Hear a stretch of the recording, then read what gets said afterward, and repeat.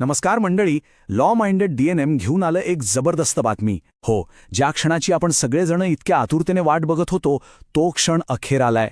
AIB 21 बद्दलची सगळ्यात मोठी आणि महत्त्वाची बातमी आली आहे. चला तर मग पटकन बघूया काय आहे हे सगळं. हो, अगदी बरोबर ऐकलंय. ती तारीख जाहीर झाली आहे ज्यासाठी आपण सगळे दिवस रात्र एक करतोय. हीच ती तारीख आहे जी आपल्या करिअरला एक नवी दिशा देणार आहे. ही तारीख ना आपल्या कॅलेंडरमध्ये एकदम ठळक अक्षरात लिहून ठेवा. 7 जून 2026. हा तोच दिवस आहे ज्या दिवशी आपण अधिकृतपणे वकील बनण्याच्या दिशेने एक मोठं पाऊल टाकणार आहोत. ही फक्त एक परीक्षा नाहीये, तर आपल्या स्वप्नांच्या पूर्ततेची सुरुवात आहे.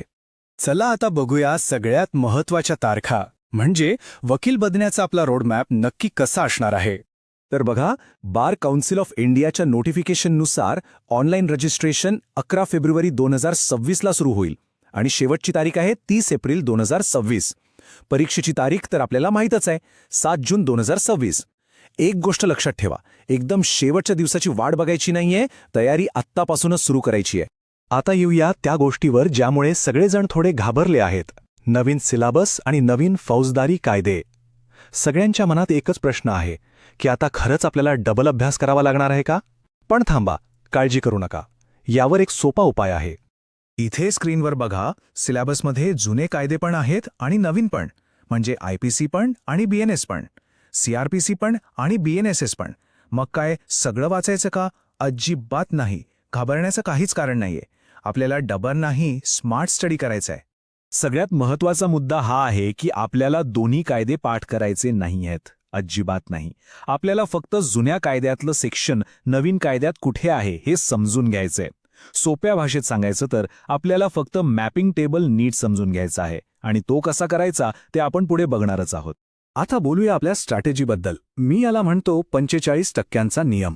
एक गोष्ट लक्षात ठेवा, AIBमध्ये आपल्याला टॉप नाही करायचंय, आपल्याला फक्त पास व्हायचंय.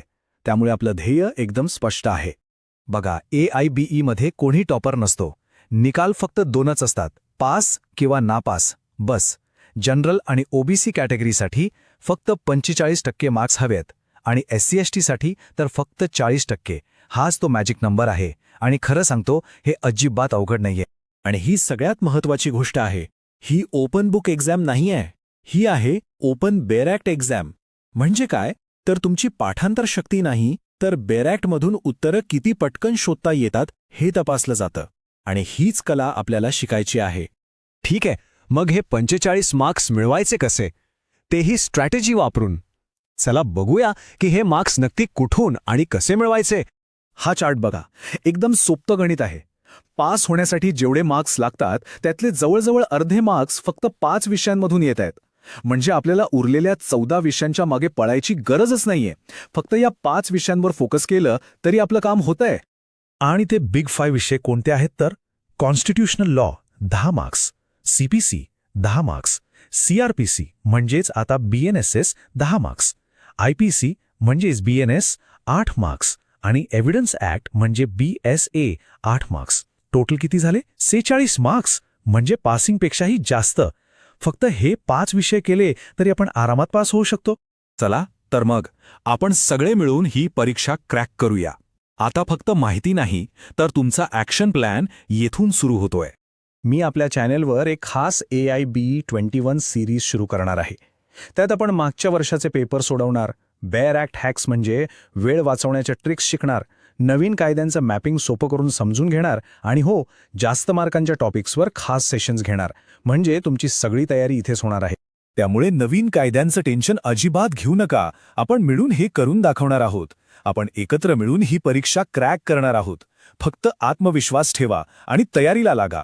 लॉ माइंडेड DNMला नक्की सबस्क्राईब करा. भेटूया पुढच्या भागात. जय हिंद, जय महाराष्ट्र.